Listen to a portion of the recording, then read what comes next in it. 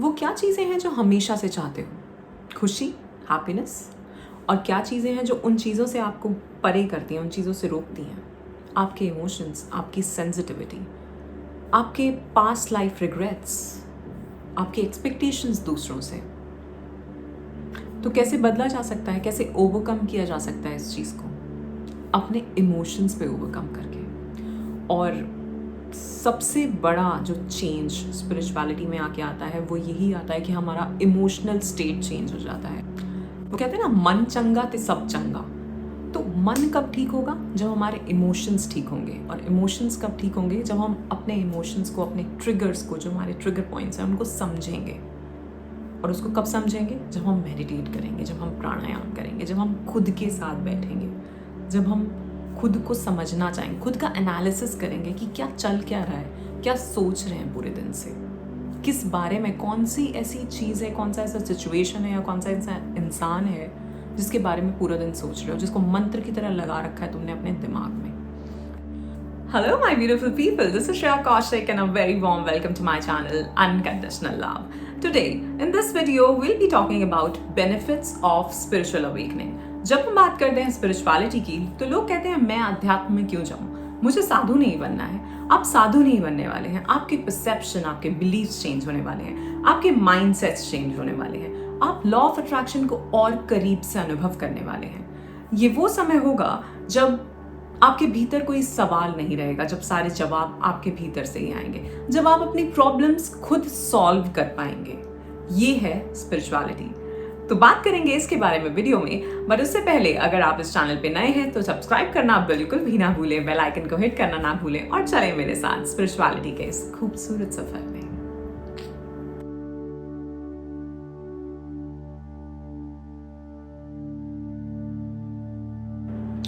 वो क्या चीज़ें हैं जो हमेशा से चाहते हो? खुशी, हैप्पीनेस? और क्या चीज़ें हैं जो उन चीज़ों से आपको परे करती हैं, उन चीज़ों से रोकती हैं?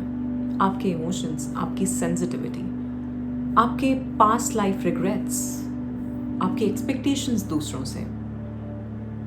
तो कैसे बदला जा सकता है, कैसे ओवरकम किया जा सकता है इस चीज़ को?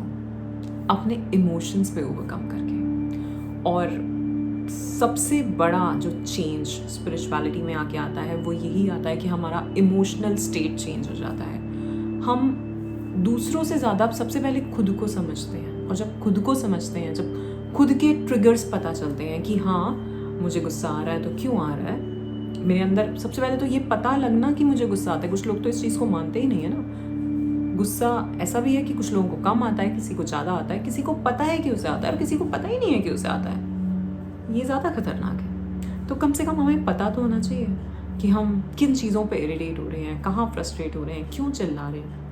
और जब ये सब होता है, जब आप स्पिरिचुअलिटी से जुड़ते हैं, आप मेडिटेशंस में जाते हैं, आप खुद के साथ बैठते हैं, आप एकांत में होते हैं, एकांत में बैठते हैं, तब आप अपने इमोशनल स्टेट को समझ पाते हैं। और जब अपने इमोशनल स्टेट को समझ पाते हैं तब आप दूसरों की फीलिंग्स को भी समझ पाते हैं। और ये सबसे बड़ा रीज़न है हमारे रिलेशनशिप्स में जो आजकल जो इतनी प्रॉब्लम्स आ रही हैं।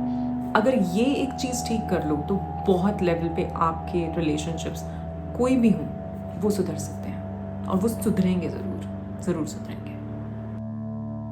ये तो सुना ही होगा कि तेरा विचार ही तेरा संसार है। और सबसे बड़ी प्रॉब्लम ही है हमारी कि हमें चुनना नहीं आता। सबसे पहले कैसे थॉट्स, कैसे लोग, कैसा एनवायरनमेंट, कौन सी यादें, कैसी आदतें, कैसा डाइट। तो आज बात करेंगे इसी के बारे में। वो कहते हैं ना, मन चंगा ते सब चंगा। तो मन कब ठीक होगा? जब हमारे इमोशंस ठीक होंगे। और इमोशंस कब ठीक होंगे? जब हम अपने इमोशंस को, अपने ट्रिगर्स को, जो हमारे ट्रिगर पॉइंट्स हैं उनको समझेंगे। और उसको कब समझेंगे? जब हम मेडिटेट करेंगे, जब हम प्राणायाम करेंगे, जब हम खुद के साथ बैठेंगे, जब हम खुद को समझना चाहेंगे, खुद का एनालिसिस करेंगे कि क्या चल क्या रहा है, क्या सोच रहे हैं पूरे दिन से, किस बारे में, कौन सी ऐसी चीज़ है, कौन सा ऐसा सिचुएशन है या कौन सा ऐसा इंसान है जिसके बारे में पूरा दिन सोच रहे हो, जिसको मंत्र की तरह लगा रखा है तुमने अपने दिमाग में। हमें पता होना चाहिए कि पूरा दिन चल क्या रहा है। तो जब आप अपने इमोशंस को समझने लगते हैं तो धीरे धीरे आपका मेंटल स्टेट, आपका फिजिकल बीइंग, आपका मेंटल बीइंग, सब ये कॉम्प्रिहेंसिव है। ऐसा नहीं है कि एक चीज़ ठीक होगी दूसरी नहीं होगी। तो तो इसीलिए फिजिकल से ज़्यादा हमें इमोशनल से शुरू करना है। Emotional, then mental, then etheric, then physical. और इसीलिए बहुत सारे ऐसे पेन्स जो हम कहते हैं कि अगर हमारे बैक एक है, क्यों है? आप किसी चीज़ का बर्डन ले रहे हो, आपके पेट में दर्द है, क्यों है? आप कुछ चीज़ डाइजेस्ट नहीं कर पा रहे, कुछ ऐसे किसी का व्यवहार हो सकता है, कोई ऐसी सिचुएशन हो सकती है जो आपको समझ नहीं आ रही, जिससे आप जो आपको नहीं पसंद आ रही कि नहीं यार ये ऐसे कैसे हो गया, वो पेट में दर्द कर देगी। वो कहता है ना, तेरे पेट में क्यों दर्द हो रहा है? कमर में दर्द क्यों होता है? जब हम बर्डन लेते हैं, जब हम बहुत ज़्यादा स्ट्रेस ले लेते हैं, कमर में दर्द होता है। तो ये जितने भी फिज़िकल पेन्स हैं वो सब पहले हमारी इमोशनल बॉडी में आते हैं, फिर मेंटल बॉडी में आते हैं, फिर एथरिक बॉडी में आते हैं, और फिर हमारे फिज़िकल बॉडी में आते हैं। तो इसीलिए हमें अपने इमोशंस को ठीक करना है, हमें खुद को समझना है। स्पिरिचुअलिटी है क्या? खुद को समझना, यही तो है, यही तो बात कर रहे हैं हम यहाँ पे। तो अगर आप स्पिरिचुअलिटी से जुड़ गए हैं, अध्यात्म से जुड़ गए हैं, तो पहली चीज़ जो आपके साथ होगी वो होगा स्टेबल पर्सनालिटी। वो कैसे होगा? जब भी हम अध्यात्म की बात करते हैं तो सबसे ज़्यादा जो चीज़ जिस पे एक जोर दिया जाता है वो है मेडिटेशन, वो है प्राणायाम। जब हम इस तरह के प्रोसेसेस, मेडिटेशन, ध्यान करोगे, प्राणायाम करोगे, तो आप खुद से जुड़ोगे, आप खुद में लौटोगे, आप खुद से मिलोगे। और एक्चुअली में हमारी सोल की एसेंस क्या है, अगर हम बात करें कि हमारा आत्म स्वरूप क्या है, वो क्या है? वो है शांति, वो है ब्लिस, वो है काइंडनेस, वो है हम्बलनेस। तो आप अपने आप में एक स्टेबल पर्सनालिटी तो बनते ही हैं, पर आप अपने आप में एक बहुत ही काइंड और हम्बल इंसान बनते चले जाते हैं, और वो एक चीज़ है जो लोगों को हमारी ओर अट्रैक्ट करती है। जैसे जैसे आप स्पिरिचुअलिटी में आगे बढ़ते हैं, पहली चीज़ होती है कि हमारी परसेप्शन चेंज होती है, हमारा चीज़ों को देखने का, उनको समझने का नज़रिया बदलता है।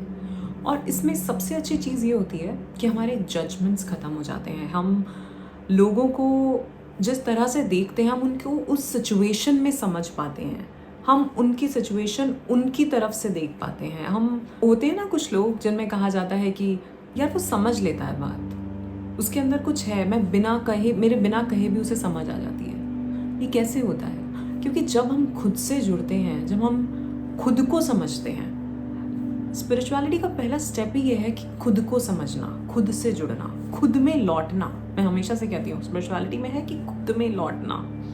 और जब आप खुद से जुड़ोगे तब आप समझ पाओगे कि ये गुस्सा क्यों है, ये चिड़चिड़ापन क्यों है मेरे अंदर, ये जेलसी क्यों है, ये कहाँ से आ रही है, ये कौन सी सिचुएशन है जिससे मुझे ये भाव प्रकट हो रहे हैं मेरे अंदर, वो कौन सी सिचुएशन है जिस पे मुझे हमेशा गुस्सा आता है, ऐसा कौन सा मेरा ट्रिगर पॉइंट है। और जब खुद के ट्रिगर पॉइंट समझ पाओगे तब सामने वाले के भी समझ पाओगे। तो क्या होगा, सपोज हमारे सामने कोई है और वो किसी बात पे चिड़चिड़ा रहा है, तो आपको समझ आएगा कि अच्छा मैंने ये बात कही, हो सकता है इसका इस चीज़ को लेके कोई ना कोई ऐसा पुराना बैड एक्सपीरियंस रहा हो, या जो भी एक्सपीरियंस रहा हो, और ये उसका रिएक्शन है, ये आपके ऊपर नहीं है, ये उसका खुद का रिएक्शन है। तो तभी हम कहते हैं कि टेक 100% रिस्पॉन्सिबिलिटी ऑफ लाइफ। इसका क्या मतलब है? जो भी कुछ हमारे साथ हो रहा है वो हमारा ही खुद का क्रिएशन है, वो हमने खुद ही सोच के, अपने सबकॉन्शियस में उसको डाल के हमने खुद ही क्रिएट किया है। तो इसीलिए कहा जाता है कि चूज योर थॉट्स वाइजली। आपका विचार ही आपका संसार है, और जैसा जैसा आप सोचते हैं वैसा वैसा आप क्रिएट करते रहते हैं। तो इसलिए बहुत सोच समझ के सोचना चाहिए, बहुत सोच समझ के। मेंटल वेलबींग, अब ये तो ठीक होना ही है। जब इमोशनल स्टेट हमारा ठीक हो रहा है तो मेंटल वेलबींग, मेंटल स्टेट भी ठीक होगा, क्योंकि एक है हमारी मेंटल बॉडी और दूसरी है इमोशनल बॉडी। उसके बाद आता है प्राणमय कोश, हमारा etheric body, and then our physical body. So जब हम पीछे से शुरू करेंगे, हम सिर्फ किस पे ध्यान देते हैं? फिजिकल बॉडी पे, पर हमें किस पे ध्यान देना है? अपनी इमोशनल बॉडी पे, अपनी मेंटल बॉडी पे। और जैसे जैसे आपका इमोशनल स्टेट चेंज होगा वैसे वैसे आपका मेंटल स्टेट चेंज होगा। बेटर रिलेशनशिप्स, जैसा मैंने पहले कहा, जजमेंट्स नहीं होंगे, आप सामने वाले को समझ पाओगे, उसका रिएक्शन जो है वो क्यों है और किस वजह से है ये जानना चाहोगे। और जब ये होगा तो आपके रिलेशनशिप सुधरेंगे। कोई भी रिलेशनशिप हो, चाहे आपके भाई बहन के साथ हो, चाहे आपके स्पाउस के साथ हो, चाहे आपके फ्रेंड्स के साथ हो, माता पिता के साथ हो, बच्चों के साथ हो, आपके अंदर एक एम्पैथी आ जाएगी हर किसी को समझने की, हर किसी के दुख के पीछे का जो कारण है वो जानने की। और जब ये होगी तो सामने वाला भी चाहेगा ना कि हाँ यार, ये मेरी बात सुनता है, ये समझता है, और वो भी आपको समझेगा, वो भी ऐसी ही कोशिश करेगा। हाई कॉन्शियसनेस लेवल, इसको वो ही समझ सकता है जिसने मेडिटेशन करी हो, जिसने अपनी परसेप्शन को चेंज होते हुए देखा हो, जिसने अपने बिलीव्स को, अपने माइंडसेट्स को, जो वो सालों से लेके ढोके चल रहा था अपने साथ, उनको चेंज होते हुए देखा हो, उनको क्वेश्चन करते हुए देखा हो कि अच्छा, मैं तो ऐसा सोचता था आज तक, पर ऐसा तो नहीं है, ये तो बहुत ही सिंपल है, ये दुनिया तो बहुत ही सिंपल है, इतना बस सिंपल ही होना है।